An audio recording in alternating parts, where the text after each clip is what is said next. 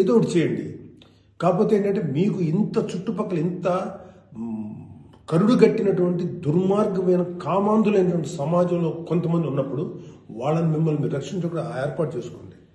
మీకు ఒక తమ్ముడు గానో, ఒక అన్నగానో, ఒక తండ్రి గానో, ఒక సోదరుడు గానో, ఇది నా రిక్వెస్ట్ తప్ప మీరు ఇలా ఉండాలని మాత్రం చెప్పటం పెద్ద క్రైమ్. ఆడపిల్లలు ఉండాలని చెప్పేది పెద్ద క్రైమ్, వెరీ బిగ్ మిస్టేక్. ఇది ఇలాంటి దాన్ని మాట్లాడినందుకు ఒక వ్యక్తి యొక్క వ్యక్తిత్వం పక్కన పెడితే ఇలాంటి మాట్లాడినందుకు ఈ మాటలు సపోర్ట్ చేసేటువంటి స్త్రీల గురించి నాకు బాధ అనిపిస్తుంది. ఇలా మాట్లాడతారా? మీ తోటి ఆడపిల్లను ఒకడెవడో అంటే వాడికి సపోర్ట్ చేస్తారా మీరు? అలాంటి దుర్మార్గమైనటువంటి ఆలోచన సపోర్ట్ చేస్తారా? కమాన్, మా బయటకు వచ్చి ఓపెన్ చేయండి, మీ మౌత్, మీ వాయిస్ ఓపెన్ చేయండి, ఫైట్. ఈ చాదస్తపు మెంటాలిటీ ఉన్నటువంటి మగ వెధవులకి, ఇలాంటి ఆలోచించే సన్నాసులకి, అలాగే ఇలాగ దాన్ని సపోర్ట్ చేసే పిచ్చి వాళ్ళు ఆడవాళ్ళు, ఆ మగవాళ్ళ యొక్క అణిచివేతకు గురైతున్న ఆడవాళ్ళు మాట్లాడే మాటలకి మీరు ఎదురించి మాట్లాడమ్మా. Please command voice out. ఎంతసేపటికి సమాజంలో ఇలాగా ఆడబిడ్డలు విక్టిమ్స్ అయిపోయారు, ఎన్ని రకాలుగా అవమానించబడుతున్నారు, హింస చేయబడుతున్నారు, హింస పెట్టబడుతున్నారు. వాళ్ళని మీరు సపోర్ట్ చేయాలి. వాళ్ళని సపోర్ట్ చేయకుండా వాళ్ళ మీద అట్రాసిటీస్ చేసే వాళ్ళని సపోర్ట్ చేస్తారేంటి? ఆడబిడ్డలు కదా, ఎవరైతే నష్టపోయారో వాళ్ళు కదా మీరు సపోర్ట్ చేయాలి. ఒక మాల్లో ఒక ఆడబిడ్డ మీద అవమానించిన ఆ మగాళ్ళని కెమెరాలో పట్టుకొని ఎవడెవడో ఎరగదీసి, మత్తలు ఎరగదీసి, చెప్పుతో సెంటర్లో కొట్టుకుంటూ తీసుకెళ్ళాలి కదా. అది కదా మీరు చేయాల్సిన పని. వాళ్ళని అడగాలి కదా, వాళ్ళని శిక్షణ చెప్పాలి కదా. నువ్వు జాగ్రత్తగా ఉండి ఎంత జాగ్రత్తగా ఉండాలి? ఎందుకు ఉండాలి? ప్రతిసారి ఎప్పుడు విక్టిమ్ అయిపోయిన ఆడబిడ్డల మీదే మీరు క్రైమ్ నేరం మోపుతుంటే, వాళ్ళే తప్పు అంటుంటే అంటే పర్లేదు, ఆడబిడ్డల మీద క్రైమ్ చేసిన తప్పలేదు, వాళ్ళు జాగ్రత్తగా ఉండాలి, మగవాళ్ళు మాత్రం ఏమనకూడదా? వాళ్ళకి చెప్పండి. దుర్మార్గం చేసిన ఆడబిడ్డల మీద దుర్మార్గం చేసిన మగవేదలు చెప్పు తీసుకుంటా మాట్లాడండి మీరు దమ్ముంటే. అంతేగాని ఎవరైతే నష్టపోయారో వాళ్ళను అనకండి. ఆ స్థానంలో మన బిడ్డలు ఉంటే ఎంత బాధపడతారో అది ఆలోచించండి. ఈ మోరల్ పోలీసింగ్ నుంచి మీరు బయటపడేదాకా మీరు మనుషులు కాదు. Moral policing is a bloody nasty thing. ప్రపంచం అంతా ఆడబిడ్డలంతా సఫర్ అవుతుంది మోరల్ పోలీసింగ్. ఈ మోరల్ పోలీసింగ్ ఎక్కువ ఆడపిల్లల మీద రుద్దపడుతుంది. ప్రపంచవ్యాప్తంగా ఆడపిల్లల మీద రుద్దపడుతుంది. ఎవరైతే సమాజంలో గొప్పగా మాట్లాడుకున్న వ్యక్తులు ఉన్నారో వాళ్ళకి చెప్పండి. వాళ్ళందరూ వచ్చి మాట్లాడాల్సిన అవసరం ఉంది. ఎంతకాలం ఆడపిల్లల మీద ఈ అణిచివేత మీరు అవలంబిస్తారు? ఎంతకాలం వాళ్ళు అణిచివేస్తారు? అలా అని చెప్పి సాంప్రదాయాలు వదలమని చెప్పలా. మీరు సాంప్రదాయాలు ఫాలో అవ్వండి, రిచువల్స్ ఫాలో అవ్వండి, మీ గౌరవనీయమైన మీ మతాల్ని ఫాలో అవ్వండి. కానీ స్వేచ్ఛ, డ్రెస్ అనేది ఒక వ్యక్తిగత స్వేచ్ఛ. ఒక ఆడపిల్ల ఎలా కనపడాలి, అందంగా కనపడాలి అనుకోవటం తప్పులేదు. అది అమ్మాయి యొక్క వ్యక్తిగత విషయం. అమ్మాయి మితిమీరి ప్రవర్తిస్తే లా అండ్ ఆర్డర్ ఉంది, లా అండ్ ఆర్డర్ చూసుకుంటుంది. అలాంటి ఆడపిల్లలకి రక్షణ కల్పించడంలో విఫలమైనటువంటి రక్షణ వ్యవస్థ ఏమో తప్పు అవుతుందేమో, కానీ ఆడపిల్లలు తప్పు కాదు. ఆడబిడ్డలకి నాలాంటి వాళ్ళు కొంతమంది ఉన్నాం, ఇంకా చాలా మంది ఉన్నాం. అదే చెప్తున్నాను, మీకోసం మేము ముందుకు వస్తాం, మాట్లాడతాం. యాక్చువల్గా నాకు ఎవరు మాట్లాడతారు ఏది కాదు, నేను మాట్లాడాల్సిన టైం ఇది. This is my responsibility towards women. ప్రతి తల్లి, ప్రతి బిడ్డ, ఆడది లేకపోతే మగాడు లేడు కదా. ఎలాగ మనం ఒక ఆడపిల్లను అవమానిస్తాం? ఒక ఆడపిల్లను అవమానించడం నా తల్లి గుర్తురాదా, నా చెల్లి గుర్తురాదా, నా బిడ్డ గుర్తుకురారా? ఇదే చెప్తున్నాను. ఇలాగ ఎవడైతే సమాజంలో ఆడపిల్ల ఇలా ఉండాలని చెప్పారో వాళ్ళకి చెప్పు తీసుకొట్టేలాగా మీరు సమాధానం చెప్పకపోతే, ఇప్పటికైనా మీరు వాయిస్ అవుట్ చేయకపోతే మిమ్మల్ని మీరే నష్టపరుచున్నట్టమ్మా. ఇవాళ నేను వచ్చి మాట్లాడుతున్నా కదా, ఒక మీ తోటి తండ్రి అనుకోండి, తమ్ముడు అనుకోండి, అన్న అనుకోండి, ఏదో అనుకున్నాను మాట్లాడుతున్నా. మీరు ఇప్పటికైనా మీరు బయటకు వచ్చి మాట్లాడండి.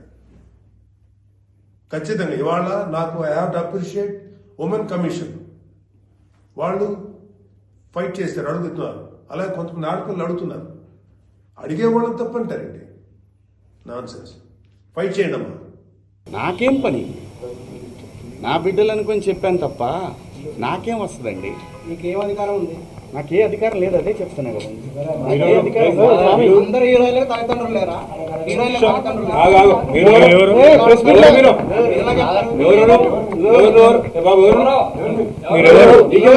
క్వశ్చన్ చేస్తున్నా.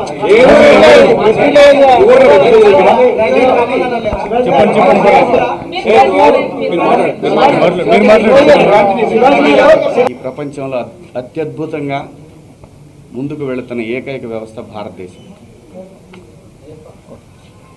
ఈ భారతదేశంలో ఎవరు ఎలా బతకాలనేది రాజ్యాంగం నిర్దేశిస్తుంది, నేను కాదు. ఒకవేళ ఎవరి హక్కులకైనా భంగం కలిగినప్పుడు దానికి ఇలాంటి వ్యవస్థలు ఉంటాయి.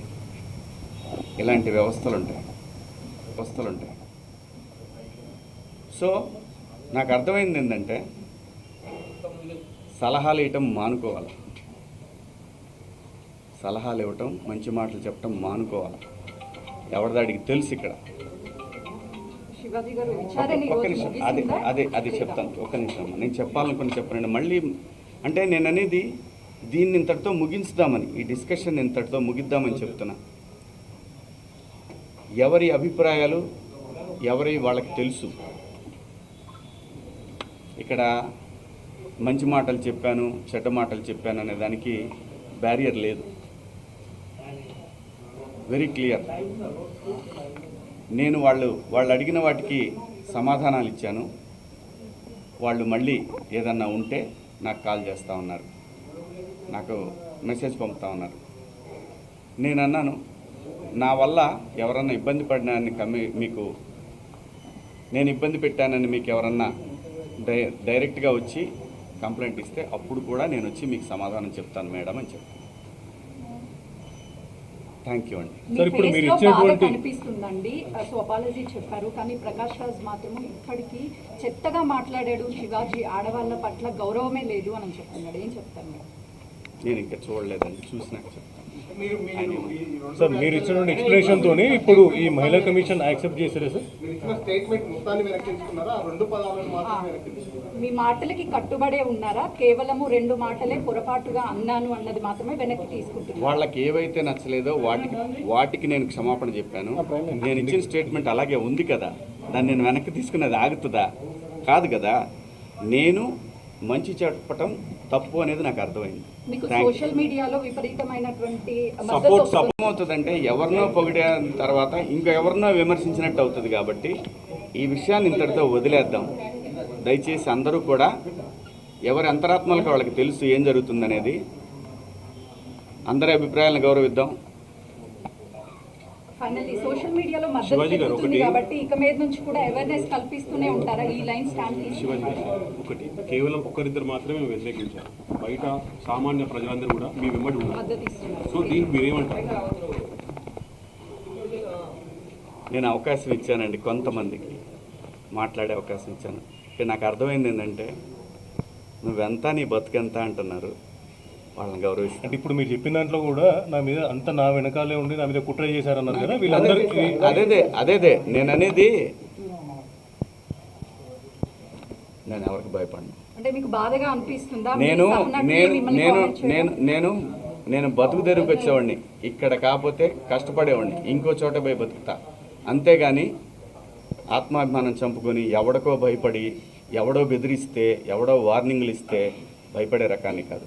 అంత మాత్రం చేత వ్యవస్థలను గౌరవించకుండా, నేనుంటున్న పరిశ్రమను గౌరవించకుండా అంత విలువలు లేని బతుకు నేనైతే బతకట్లేదు. అంటే మీరు హీరో రోల్స్ తర్వాత కూడా ఇప్పుడు కొన్ని ప్రత్యేకమైనటువంటి రోల్స్ చేస్తున్నారు కదా, అది ఎవరికైనా ఎవరి రోల్స్ అయినా తగ్గించే అవకాశం ఉంటుందని మేము ప్రజలకు అనుకోవచ్చు. నా చూడండి, నాకు భగవంతుడు ఈ జన్మలో నటుడిగా బతకమని ఇచ్చాడు.